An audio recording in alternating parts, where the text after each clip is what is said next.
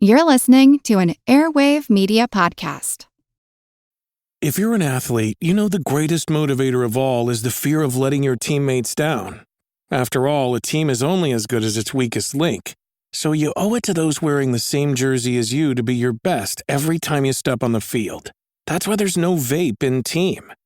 When you vape, you can expose your lungs to toxic chemicals that can damage your lungs. If you're a step behind, the team's a step behind. Brought to you by The Real Cost and the FDA. All set for your flight? Yep, I've got everything I need. Eye mask, neck pillow, T-Mobile, headphones. Wait, T-Mobile? You bet. Free in-flight Wi-Fi. 15% off all Hilton brands. I never go anywhere without T-Mobile. Same goes from a water bottle, chewing gum, nail clippers, okay, passport. I'm gonna leave you to it. Find out how you can experience travel better at T-Mobile.com/travel. Qualifying plan required. Wi-Fi were available on select U.S. airlines. Deposit and Hilton Honors membership required for 15% discount. Terms and conditions apply. Recorded in Chicago, Illinois, with your hosts, Ken, Matt, Neil, and Jeff. This is Triviality. The cream of the crop! It's a me, Triviality Podcast, the game where a lack of seriousness meets a little bit of knowledge. How you guys doing today? I'm here with Jeff, Neil, and that's it from our regular staff. How you guys doing? I'm doing pretty good. How are you? Good. And Neil's off mic. He's just kind of running some audio. You want to say hi really quick? What up? All right. So Neil's floating in the background somewhere. We have a couple guests in studio, our good friends. Dave Fischer, how you doing? How are you, Ken? Great. Dave is Neil's brother, for those who don't know. Yep, I'm Neil's brother. And across from him, Ryan Chodora. How you doing? I'm doing quite well, thank you. Yeah, these are our good pals. We see them frequently, and they're the biggest video game fans we know. So they're here for a special Nintendo bonus episode. Guys excited? Oh, yeah, it should be fun. Very excited. Excellent. And last but certainly not least, coming to us from Skype, all the way from Louisville, Max Miners. I think Guys. Third appearance on the show? Yeah, that sounds right. It's either third or fourth. I can't remember. Nice. Welcome back. Thank you. Thanks for having me. I looked, and our last Skype call was like a year and 3 months ago, so that's how long it's been. Oh, wow. So thanks for having me back. I appreciate it, and I'm super, super stoked about this topic. Something I'm very passionate about, so it's really cool to be able to get to come here and do the Lay It On Me. It's going to be fun. Yeah, we really appreciate your questions. And really quick, you want to remind everybody about your own podcast? Oh, sure. I do a podcast called Offbeat Tracks, where we talk about forgotten pop music from the 80s and 90s, mostly. Stuff that, like, people who had one radio hit, and we kind of, like, dive deep into their catalogs, or just people who you kind of barely remember. You're like, oh, I know that song. That's sort of, that's our bread and butter. So, yeah, we're Offbeat Tracks, and you can find us anywhere you get podcasts. Very cool. And our in-studio guests, Ryan, why don't you tell us a little about yourself? I play a lot of video games. It's kind of what I do, video games and movies and TV. The typical 20-something male fantasy is my life. Yeah, occasionally I stream on mixer.com/Mr. Tapwater. Cool. You can follow me there. And Dave, how about you? What do you do? I play video games all the time, and me and Neil, we grew up playing lots of games together. All day, every day. All day, every day we used to play games. In the shadow of the... Lots of Nintendo. We had an NES, a Super Nintendo, N64, all that good stuff. So we can expect this team sitting to our right to embarrass themselves on this show, right? We're going to crush them. Right. Absolutely. Okay. I'm imagining. Since we just dabble, right? Right. So we're going to crush them. Yeah, absolutely. So good luck, gentlemen. Thank you. All right. So before we toss it back over to Max, let's get our team names. So we decided to all select our main guys in Super Smash Brothers as our team name. Yep, the original 64 version. We limited ourselves to those 12 characters. So Jeff and I are going to be Yosh and Ness for Yoshi and Ness. And Ryan and Dave are Link and Kirby. So they're going to be Lincoln Kirby. Yes. All right, let's toss it over to the rules guy. Get the rules, and then we can start the game. The rules of the game are simple. 20 questions split into 2 rounds worth 10 points apiece. At halftime, there'll be a special swing round designed by this week's host. After regulation, players will enter the final round with the points that they've accumulated and will have a chance to wager 0 to 30 points on 5 categorized questions. At the end of the game, someone will be named the cream of the crop. The cream will rise to the top, oh yeah. All right, Max, are you ready? I am so ready. All right, let's begin. All right. Well, I'm happy to hear that we have like some actual serious gamers here. I was worried that some of this, especially this round 2 stuff, was going to be a little obtuse. So I hope you guys are ready for a challenge. But they're serious. Yes. All right. Very very serious gamers. Okay. So here is round 1, question 1. Released over 2 years earlier than its North American counterpart, what is the Japanese version of the NES called? Yeah, I think we're locked in. I think we're locked in. Yeah. Yikes. Okay, so the Mega Nintendo, Nintendo Plus, Nintendo Super. It wouldn't just be like... It has to be an act, right? They're just doing a how little about, act. I don't know it. Do you? No. Okay, so we're gonna go with the Meicha Nintendo, which is super in Japanese. Oh, nice. So we're locked in with the Famicom or Family Computer. Yes. Short for Family Computer. It's Famicom. Well done. This is going as expected. Yep. All right. Round 1, question 2. Red, yellow, blue, white, purple, mushroom, rock, and winged are all varieties of what? I'd say it'd be colors of a console, but I don't know what winged. Yeah, what color is mushroom winged. or mushroom. I don't. The mushroom's throwing me off. Like I Yeah. wanted to say Pokemon or something, like something with Pokemon or an enemy type in Mario or something. But yeah, I can't. Like I'm trying to think of which enemy type is like all those different types of.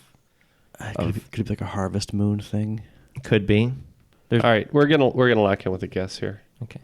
I mean, it could be like a Super Mario enemy. Yeah, I'm thinking a Super Mario enemy of some sort. But would mushroom? Do you want to like? Could it be like the Goombas based off of a mushroom, and you can also find in these colors? Is that the route he's going? I feel like it might be, and also Super Mario Maker might have alternate types of Goombas. I'm okay with locking in Goomba. Okay, we'll lock in Goomba. We said maybe where Kirby comes from. There's different kinds of Kirbys.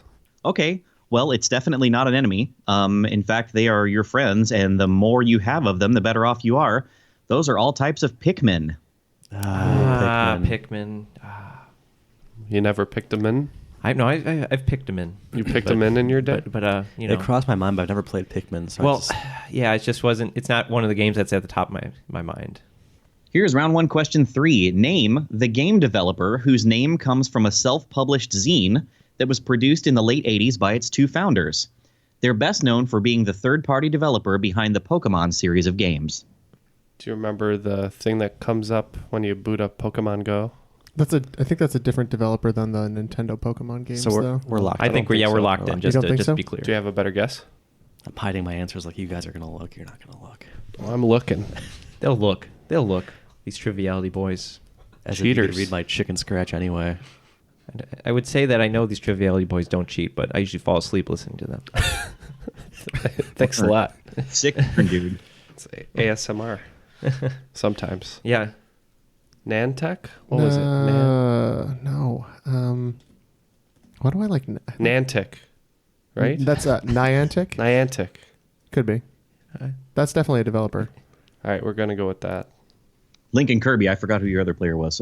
What did you say? Yeah, I would like to say that the answer is Game Freak.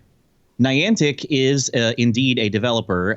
They developed a mobile game called Ingress, which then was purchased and became Pokemon Go. So they are the sort of de facto developers of Pokemon Go. Okay. But the longtime developers of all the Pokemon console games is, in fact, Game Freak. Well done. Shucks. Round 1, question 4. What character who was introduced in a 2007 game that was an entry in a long-running series lost their mother after leaving home at a young age and now revisits their home planet every 1,000 years? All right. Yeah, I think we're locked in. Okay. So what are the big series? You got Pokemon. Yeah. Mario. Yeah. Zelda. Although I think Zelda doesn't came seem out. like a Zelda thing. No, I don't remember that being in that one. Home planet. What about no Earthbounds came out or anything like I that? don't. Right? 2007, not that I know of. Waluigi. I don't know. Let's go Waluigi. I don't remember him being in Galaxy, but so Waluigi. Wah! Wah.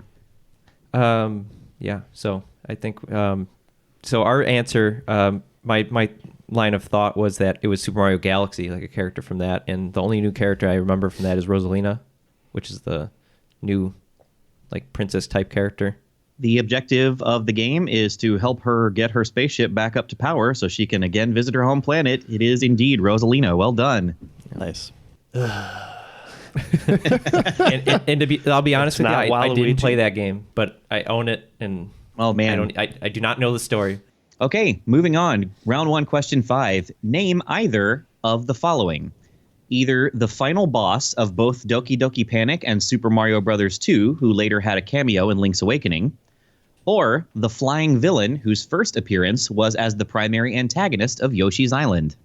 I'm trying to think right now. I want to think a little bit more, but I think we're locked in. Actually, I'll just say we're locked in. We just need one, right? Yeah, Is one of the other. Yeah, one. Okay. Hopefully this is it. Yeah, just one of the others. Fine. Yep. Yeah, so I haven't really played Mario 2 all the way through because it's weird and difficult. So I don't know. Do you want to go with a common Final Fantasy cameo and say Ultros? Sure. I love Ultros. Let's go Ultros. So our answer was Chain Chomp. I know there's one of those in Link's Awakening. I did just finish the remastered version of that, but I feel like I'm missing someone, but that's the one I'm thinking. If Chain Chomp is the main bad guy in Mario 2, I'm gonna flip. Max? Well, no, it's not Chain Chomp. Okay. And actually, it's been a minute since I've played Link's Awakening, so I'm almost hesitant to get into his cameo because I don't want to get roasted for being wrong about this. But as I recall, you find him in an underground chamber in Link's Awakening, and he teaches you a song that helps you, like an optional song in the game. But this is the Doki Doki Panic and Super Mario Bros. 2 guy is a big, fat, anthropomorphic frog, and his name is Wart. And then the flying villain who first appeared as the primary antagonist of Yoshi's Island and is basically a supercharged Magic Koopa. He looks like a flying Koopa that wears a cape and he's on a broom. Yeah. His name is Kamek. Yeah, I didn't know any of those. Yeah, I didn't know his name, but I know, that makes sense. All right. Well, after 5 questions, we have a big Yoshi egg, which is 0. And you guys have 30, I believe, right? Yes. All right. Question 6, please. So round 1, question 6. Who starred as Squeegee Hornio, an adult version of Luigi, in the 1993 pornographic film Super Hornio Brothers? My God. Right? What? The guy? Sure. Yeah. Okay, we're in. This is going to be our first points. What's his name? Yeah. Yeah, right? Yep. Okay. You guys locked? Yeah, we're locked in. All right, so we're saying the man himself, Ron Jeremy. We were also going to say Ron Jeremy. Ron Jeremy is absolutely correct. And really the only reason I put this question in is so that I could tell the weird story that Ron Jeremy released a record for Record Store Day back in 2013.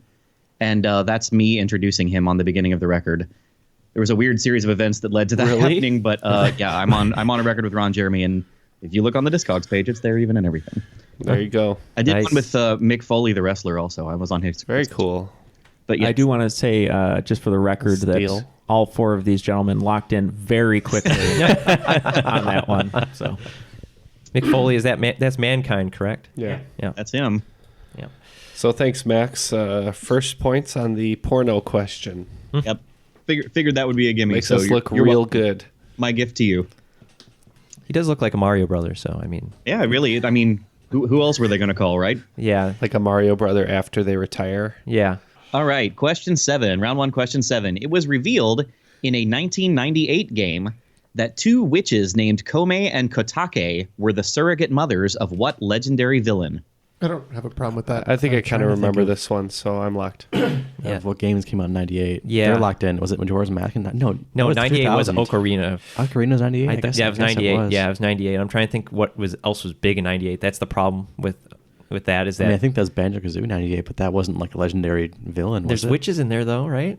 My best guess is Ganondorf. So if it ends up being Banjo-Kazooie, I would be mad because there are 2 witches in that, one of which is the primary antagonist, but...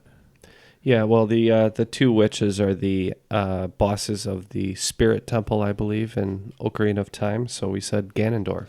Yeah. Yeah, you guys both picked up on my hint there. Legendary villain from The Legend of Zelda. It is indeed Ganondorf. Very good.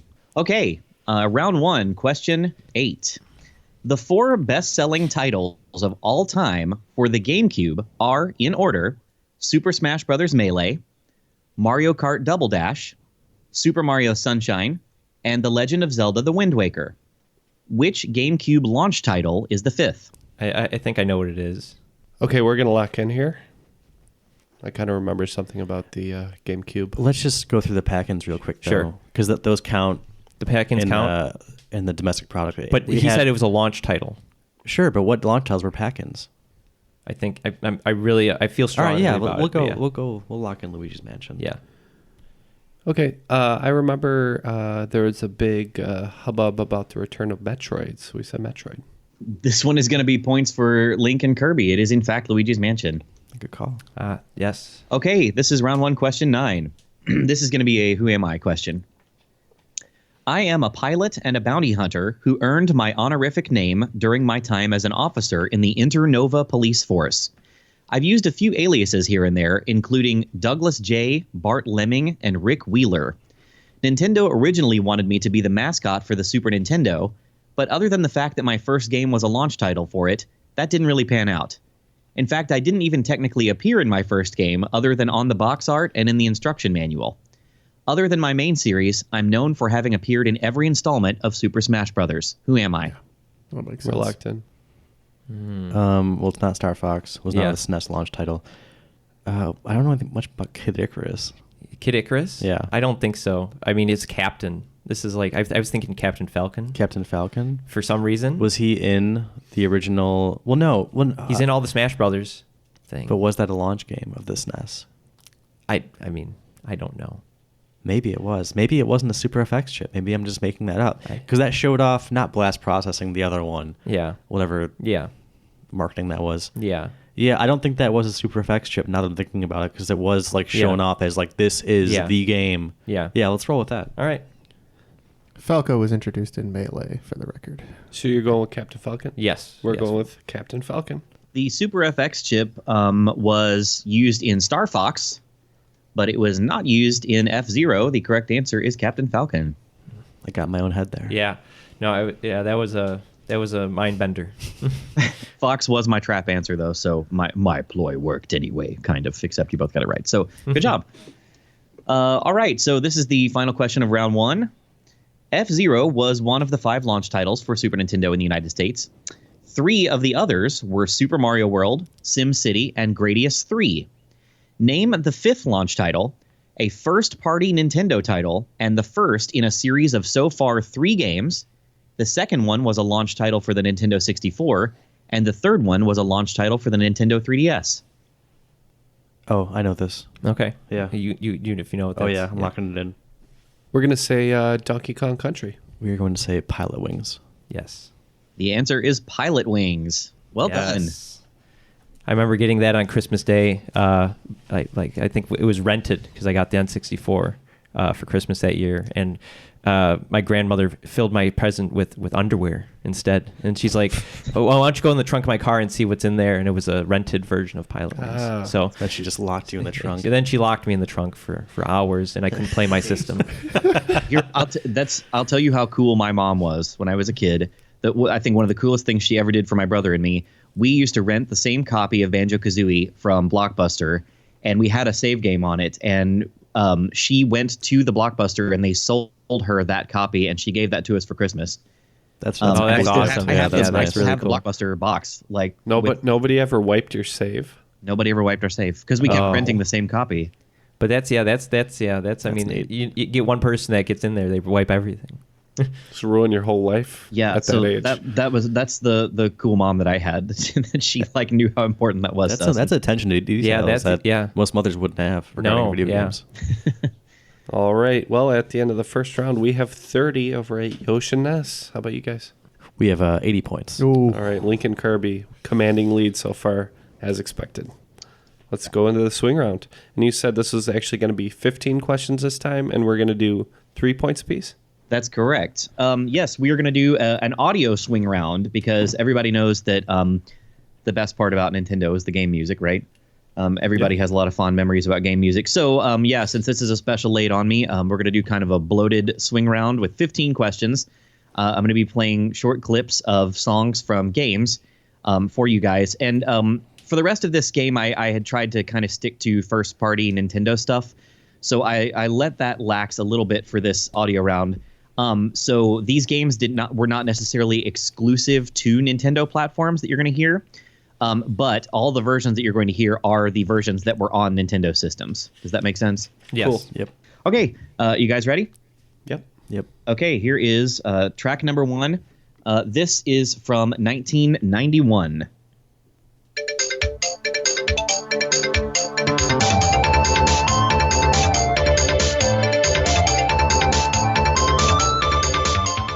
It's going to be frustrating. Yep. Alrighty. Here is question number 2.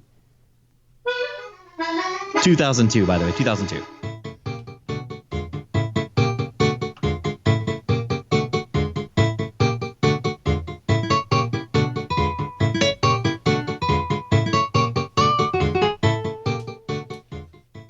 Okay, here is question 3. This one is from 1986.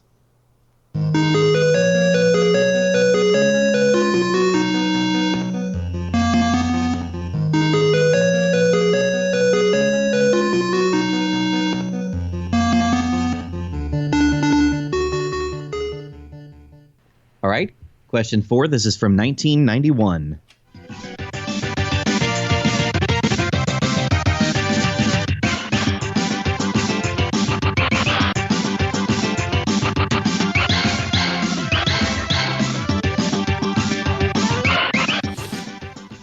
All right, question 5. This one is from 2017.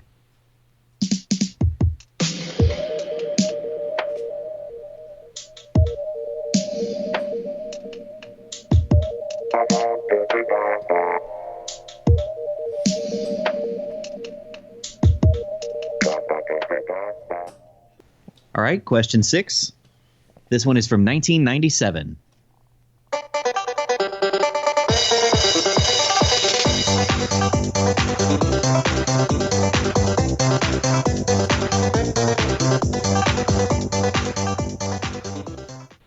Definitely racing something for that song in a non-racing game. Okay, this is number 7. This is from 1995.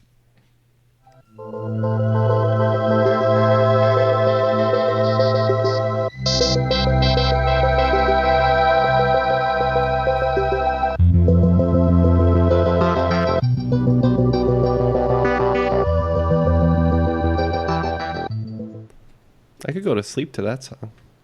Yeah, that's a good one. All right, here's number 8. This is technically from 2010, but not released in the United States till 2012.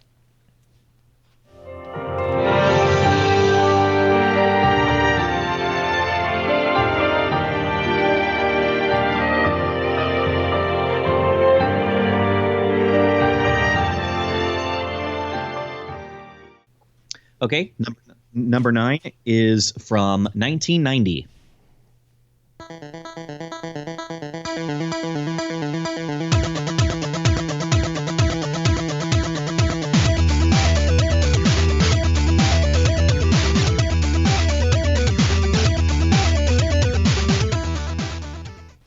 This is number 10, and it's from 1991.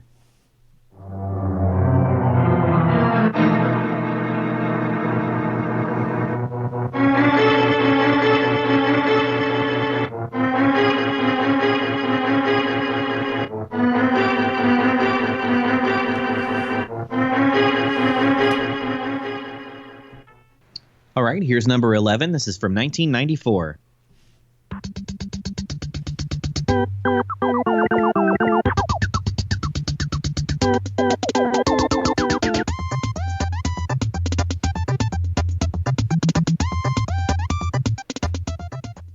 All right, this is number 12 from 2005.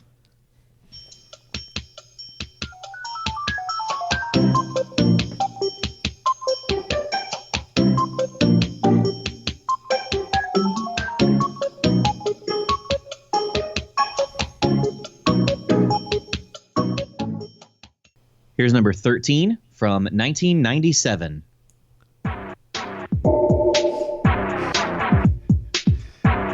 Well, at least we got one.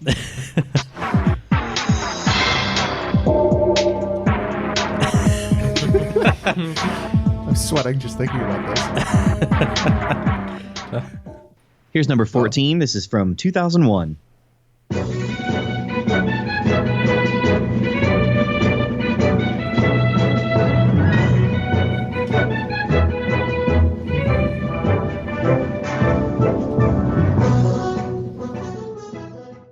All right, and last one. Here's number 15.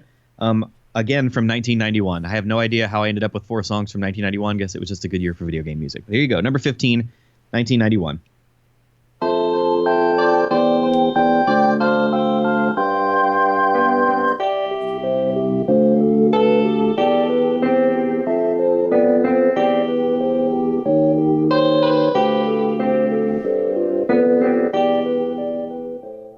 All right, we'll consider these songs for a little bit.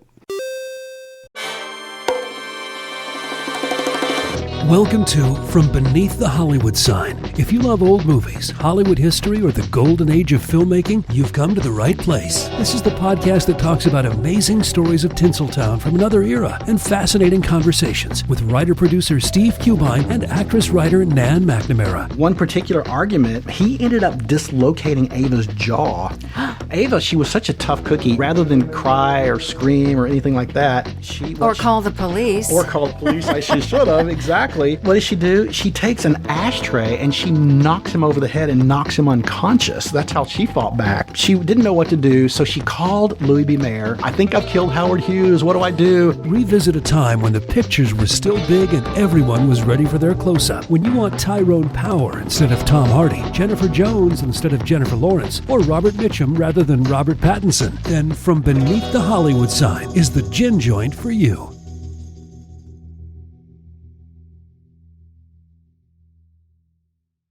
All the answers are now locked in, so let's get the songs one more time. We'll give our answers. Number 1 from 1991. Who had a guess on this one? We said Street Fighter 2. We went with Ninja Gaiden. It is Street Fighter 2. That's the Chun-Li stage. Hey. Well done. Okay, 2002. What about this one? Okay. Sorry, go ahead. We went with Super Mario Sunshine. And we just guessed Paper Mario over at Yoshino's. That is, in fact, the Delfino Plaza theme from Super Mario Sunshine. Well done. All right, how about 1986? So it's question 3. What do we think there? Yoshino's says Legend of Zelda: Link to the Past. I say like Mega Man. That is, in fact, Marble Madness. Marble Great game. Madness. Great game, great soundtrack. Okay, number 4 from 1991. Like the most 90s cut of music imaginable. All right, Yoshino's says F-Zero. Lincoln Kirby went with Teenage Mutant Ninja Turtles. Yeah, and I'll tell you what, I'll go on and give that to you. It is Teenage Mutant Ninja Turtles. Turtles in Time was the name of that game. Yeah, that's Sewer Surfing from that game. Love it. Thank Okay, you. 2017. So it's question 4. Excuse me, question 5. All right, Yoshino's said Mario Odyssey.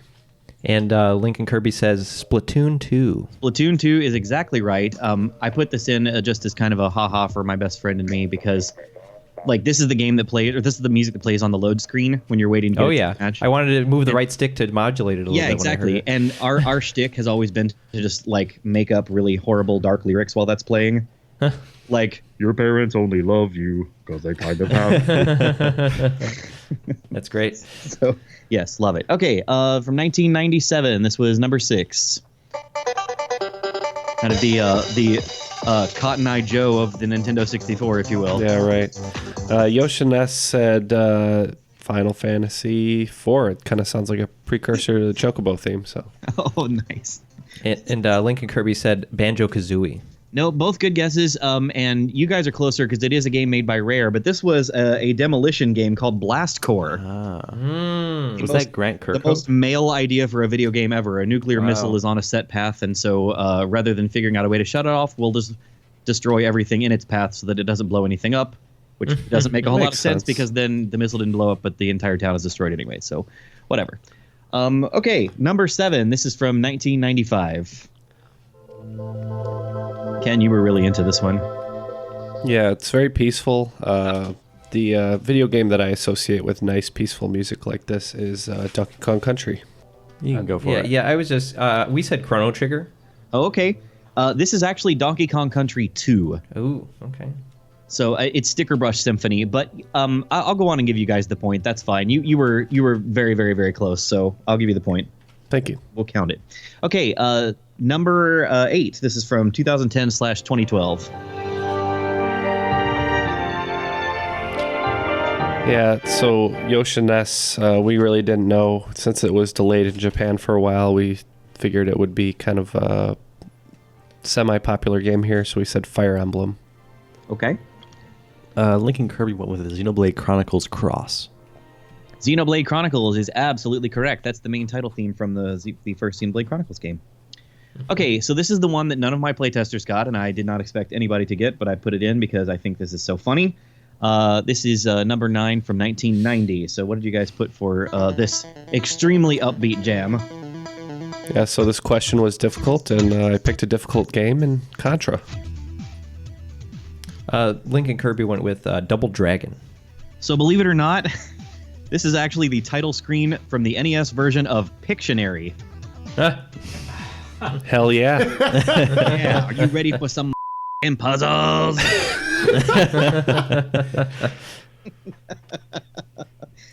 Okay, this is number 10, another one of my 1991 tracks. So what did we say for this one? This one is a little spoopy, so we said Castlevania. Link and Kirby also said Castlevania. Wow. Okay, I'm actually surprised neither of you got this. This is the Light World Dungeon theme from The Legend of Zelda: A Link to the Past. Interesting. See, I was thinking like themes. I think I probably should have been thinking more different songs in the It game. sounds like a Zelda song. It does, yeah. Yeah. Okay, this is number 11. This was from 1994.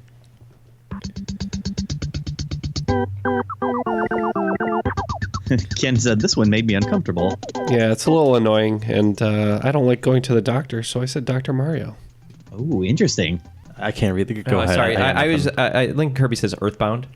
Earthbound is absolutely correct.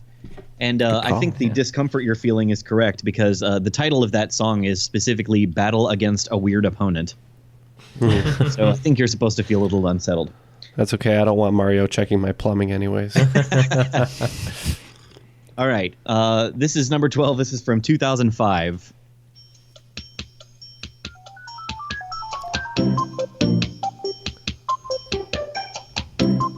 What do we think here? Pokemon Moon. I don't know. Link and Kirby went with Chibi Robo. Interesting. So what if I told you this is the 5th best-selling game for the Nintendo DS, and anytime you've ever been used video game shopping, you have seen 300 copies of this game in a bin for $1? Don't know. I wanted to pick something that was so deliciously Animal Nintendo, Crossing? so undeniably Nintendo, but that people wouldn't think to include in this. That is the title theme from Brain Age. Age. And what year was that? 2005. 2005. Yeah, the yeah, DS game that everybody had but nobody wanted. I loved that game, so I don't. Yeah, I loved it. I loved it too. But I mean, Dave has 12 copies in the steelbook format. I want the Switch version to be localized already. I'm tired of it being only Japan. All right, number 13. This is Just gotta learn 1957. Japanese. I saw pens flying very quickly on this. I think we all knew this one. Yeah, I know my colleague here, Jeff, was an odd job. We went with GoldenEye.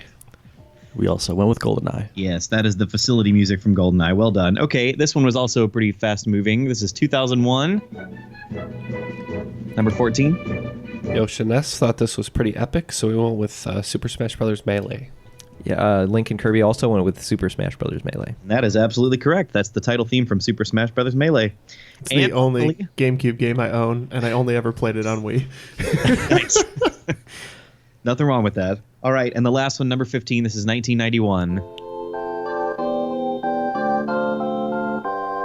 Just a guess, Legend of Zelda: Link's Awakening. Okay. I wouldn't mind waking up to the song. It sounds so familiar. Yeah, I'm gonna say like you don't have an answer, right?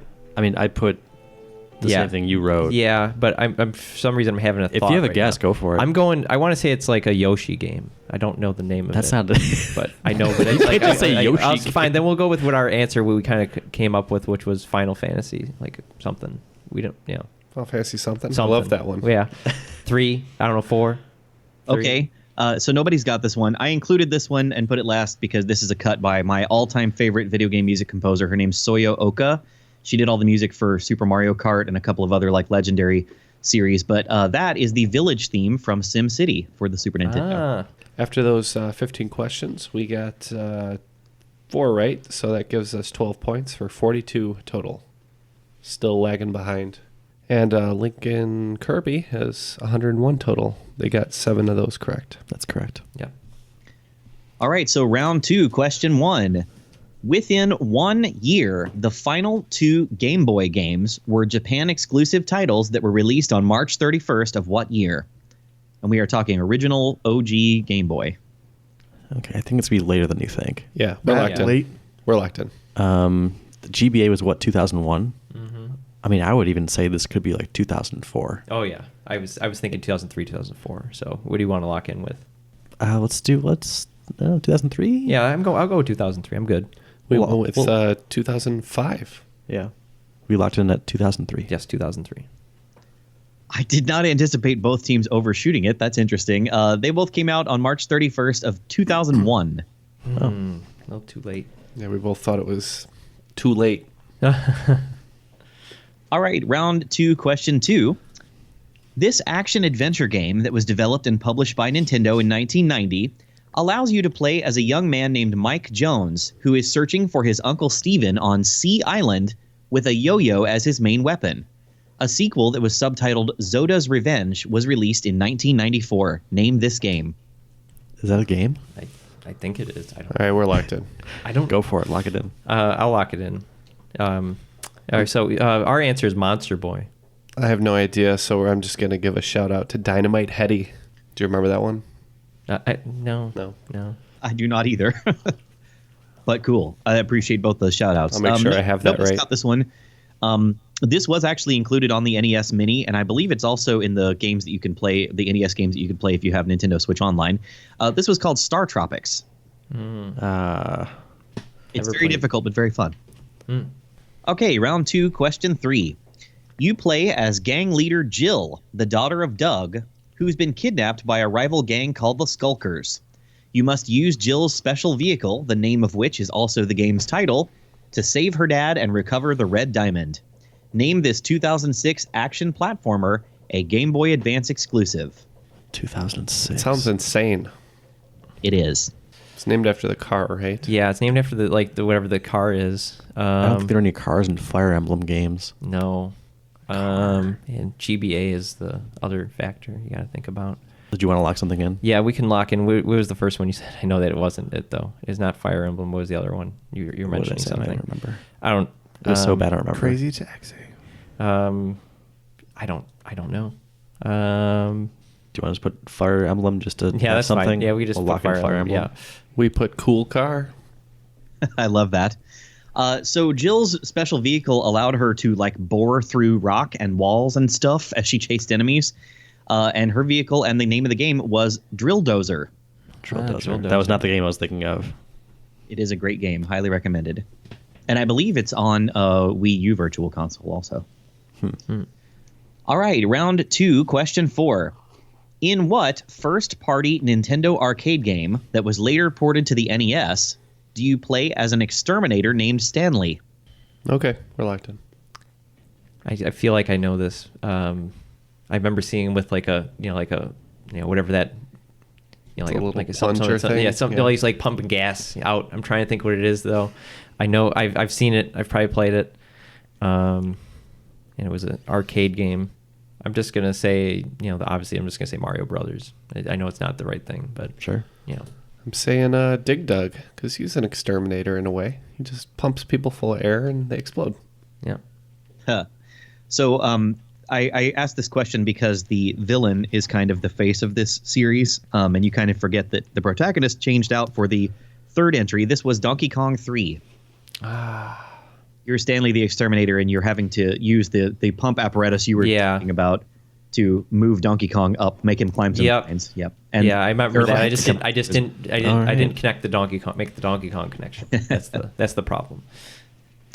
All right, round 2, question 5. This is kind of a long question, so buckle in. Following the success of Donkey Kong in 1981, Nintendo's next release puts you in the pilot seat as Mr. U, flying your biplane around and trying to save a royal family and their animal friends from a bunch of angry jumping gorillas. They deployed 10 cabinets of this game in the Seattle area to lackluster response. It was quickly pulled and the cabinets were repurposed. In 2016, however, Nintendo shockingly allowed arcade enthusiasts into their vault and gave them access to the only remaining copy of this game, allowing them to photograph the cabinet and build a reproduction. Name this revived from the dead game, which, thanks to this renewed interest, you can also now purchase on the Switch eShop. That's a great story. I wish I knew the answer. Yeah, that sounds awesome. Yeah, it does sound great. To fly a biplane over gorillas attacking? I can't believe I haven't heard this story. Yeah, it's a great since story. It was so recent. Yeah. No, we're locked in. We're just going to say, like, plain game. All right, we're going with Jane Goodall's Hellish Nightmare. I love it. So I actually had the fortune to play this. These guys brought their reproduction cabinet to Louisville Arcade Expo a couple of years ago, and so I've played the one and only, and it's a great game. It is called Sky Skipper. All right, round 2, question 6, and this is kind of a follow-up. The decommissioned Sky Skipper cabinets were all repurposed into cabinets for what game that was a big hit for Nintendo in 1982? Its title character was originally supposed to be the player character in Donkey Kong, but Nintendo had been unable to obtain the licensing agreement from King Features Syndicate in time. We had this before, like who the original character was supposed to be in Donkey Kong. Oh, it was there's originally supposed to be, and then it got replaced with? Yeah. How old is that game that I just wrote down? Let's go with Bugs Bunny. And we're going to go with Kid Icarus. So this is definitely one of the more difficult games in Nintendo's arcade catalog, especially. And Donkey Kong was originally supposed to be Bluto, and you would have been saving olive oil. This is Popeye. Popeye. Oh, that's right. Popeye. We had this. I don't remember this. I do. This is a poor showing in round 2. Yeah, round 2 is terrible for all parties. I told you guys it was going to get serious in round 2. All right, round 2, question 7. Of the 70-plus characters in Super Smash Bros. Ultimate, which one has been around longer than all of the others, making their debut on April 28th, 1980, beating Donkey Kong by over a year and Pac-Man by just under a month? So is that, you guys are in? Yes. Yeah. We're locked in. Okay. Is that Nintendo sales bot in the... Sales bot? You know what I mean? I don't remember. It's like that robot character from the commercials. Oh, yeah, I don't know. I was trying to think of like just the ones that are like poorly animated, but like Game & Watch isn't that old, is it? Do you know what I'm talking about with the sales bot, right? No, I don't. The Nintendo bot. Rob? Is that his name? Rob? Could be Rob. All right, we're going to go with R.O.B. Rob. We locked in with Mr. Game & Watch. The title of the game was Ball. And Ken, you asked me before who my main is, and I didn't want to answer. And this is why, because my main in Smash is Mr. Game & Watch. Point. Is that right? Or like one score? We scored one. We got one right. That's correct. Very good. I have to give a shout out to my other Game & Watch mains. There are literally ones of us. Flat Gang represent. Round 2, question 8. The names of 3 characters in Smash Ultimate, all of whom are from different franchises, begin with the same 3 letters. Name all 3 characters. Yeah, so the 3 letters we were thinking of were M-A-R, so Mario, Marth, and then Maribel? I don't know. The third one is escaping us. So we also had M-A-R with Mario and Marth and couldn't think of the third. So you guys both fell into the trap. Yeah, Mario and Marth do indeed both start with M-A-R, but they're the only 2. What you're looking for here are Lucas, Lucario, and Lucina.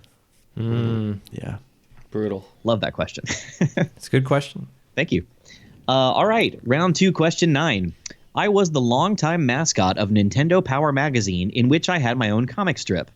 I also had my own funky bowling game on the Virtual Boy, and the character Lark in Pilot Wing 64 is pretty much me with a different name.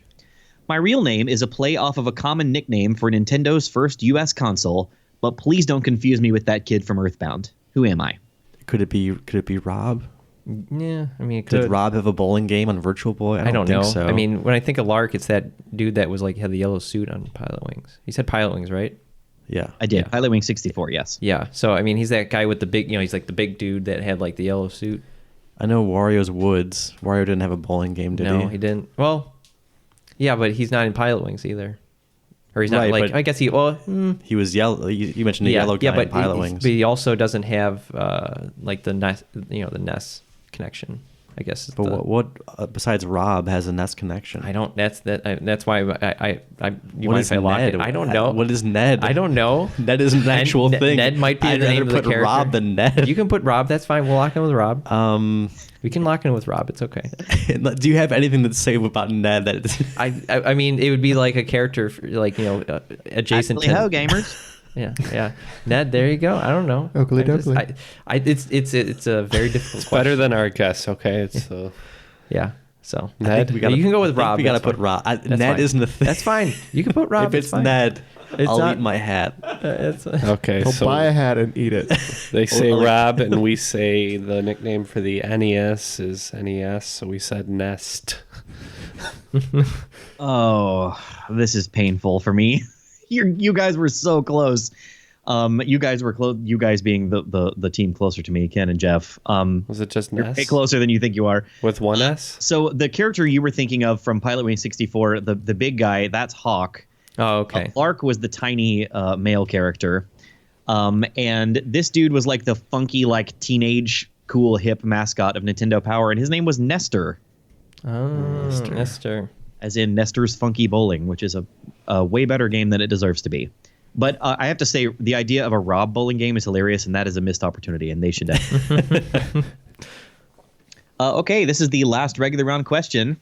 So here we go. Round 2, question 10. As a fundraising gimmick at the annual Games Done Quick speedrunning event, donors may pledge their donations to either save the animals or kill the animals.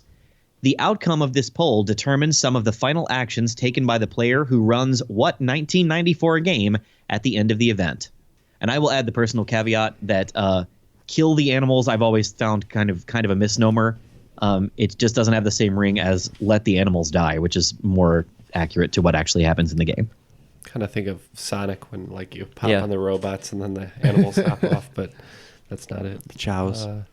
Yeah, I was Chows came to my mind right Save away. the animals. It's not it. Yeah, it's not coming to me. Tap.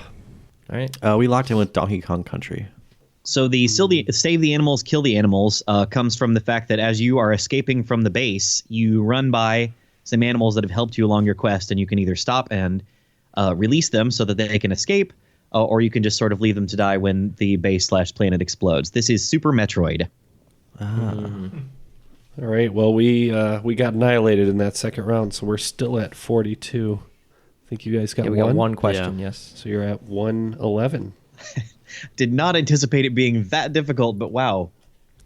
Okay. So we're at the final round. I'm going to give you the categories, and then you guys can make your wagers just like in a standard triviality game. So your 5 categories for the final round are Animal Crossing, Wild World, City Folk, New Leaf, and New Horizons. All right. The bets are locked in. Okay, here is question 1 of the final round, Animal Crossing. Which character in the Animal Crossing series is named Shizue in the Japanese versions of the games? And Shizue is spelled Shizue in like Romanized Japanese, if that helps. Okay, question 2, Wild World. What 1993 title was the first game to feature Luigi as the main and sole protagonist, despite him not being the title character? Question 3, City Folk. One of the levels in Super Mario Odyssey puts Mario into a booming metropolis called New Donk City. What OG character in the Mario canon serves as the mayor of New Donk City? All right, question 4, New Leaf. In Super Mario Bros. 3, Picking up the brown leaf puts Mario in a suit that's named after what animal, which is known in English as the Japanese raccoon dog? A principal character in the Animal Crossing series also derives their name from the Japanese name.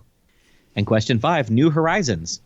In a rare branch into non-video game industry, Nintendo purchased which American professional sports team in 1992? It was the team's sole owner until 2016, when it sold off 90% of the shares to another company. It still owns 10% of this team. Okay, all the answers are now in, so let's get the questions one more time. We'll give our answers. Okay, sounds good. So the final round, question 1, in Animal Crossing, which character in the Animal Crossing series is named Shizue in the Japanese versions of the games? We are going to go with Isabelle for 10 points. And we're going to go with Rossetti. How many points? For 10 points. Okay, well, Yosh and Ness, you definitely picked up on the hint of Shizue looking a lot like Shih Tzu. Yep, it's Isabelle. Good job. An anthropomorphic yellow Shih Tzu. Question 2, Wild World. What 1993 title was the first game to feature Luigi as the main and sole protagonist, despite him not being the title character? Yeah, no idea on this one. So for another 10 points, we're going to go with Adventures in Plumbing. And for 10 points, we went with Hotel Mario. Oh, wow, the Philips CDI game. I almost wrote some questions about those, but decided to leave them out, which, Mario. They should have decided to not release those. No, this is, the clue here was Wild World, because you are a world traveler trying to find your buddy. This was Mario is Missing. I remember not liking it. Kind of an edutainment sort of game, but I think it's still pretty fun. Okay, question 3, City Folk. One of the levels in Super Mario Odyssey puts Mario into a booming metropolis called New Donk City. What OG character in the Mario canon serves as the mayor of New Donk City? This is for 0 points. Yeah, it's like, I think Pauline or something like that. Pauline. Okay. And we're for 10 points going to say Paulina. So Yosh and Ness are going to get points on this. Her name is Pauline. And yes, she is the damsel in distress from the original Donkey Kong. And many video game historians argue that Pauline is the first female character to ever have a speaking role in a video game because of the speech bubble that comes out of her mouth that says help. That's sadly real tenuous. Sadly, we did not wager. And so no points. Like her coming back that's a great example of why I love Nintendo. Like them bringing Pauline back to put her in Super Mario Odyssey was just so cool. I love when Nintendo does stuff like that. They respect their own canon. They really, really do. Okay, question 4, New Leaf. In Super Mario Bros. 3, picking up the brown leaf puts Mario in a suit that's named after what animal, which is known in English as the Japanese raccoon dog? A principal character in the Animal Crossing series also derives their name from the Japanese name. I have no idea what this animal is called, so I said Inu Panda. And for 10 points, we went with Tanuki. Well, the Animal Crossing character is Tom Nook. It is indeed the Tanuki. And finally, New Horizons. In a rare branch into non-video game industry, Nintendo purchased which American professional sports team in 1992? It was the team's sole owner until 2016 when it sold off 90% of the shares to another company. It still owns 10% of the team. We are just going to guess a baseball team. We didn't hear the American part, so we said for 10 points, the Blue Jays. Whoops. For 10 points, we went with the Seattle Mariners. Well, the 2 bits of knowledge that will help you here is what is one sport that only America and Japan care about and the rest of the world doesn't? And where is Nintendo of America located? So putting those 2 things together, the answer is the Seattle Mariners. Well done. So we took a hit of 20 points on that final round, bringing us to 22. Okay. The other guys over at Lincoln Kirby took a hit of 10 points, but that's okay because their total score is 101, making them today's cream of the crop. The cream of the crop! Oh, yeah. Looks like you guys took a little trip down to Lon Lon Ranch to get some of that cream, huh? Yeah, that's right. Ah, nice. Right. Well, thank you guys for joining us and playing today. You were victorious, as expected, even though I talked some smack at the front of the show. So thanks again for joining us. You're welcome. Yeah, that second round definitely, demolished us. All right. Well, see you guys soon, Hopefully. Yeah, absolutely. Probably Saturday. All right. And Max, thank you again for hosting this excellent game. Oh, it's my pleasure, guys. Thanks for having me. We always enjoy having you on the show, so feel free to come back whenever you want. I appreciate it, buddy. All right. Well, that will conclude today's game for Max, Dave, Ryan, Jeff, Neil, not Matt, and myself, Ken. That was Triviality Nintendo Edition.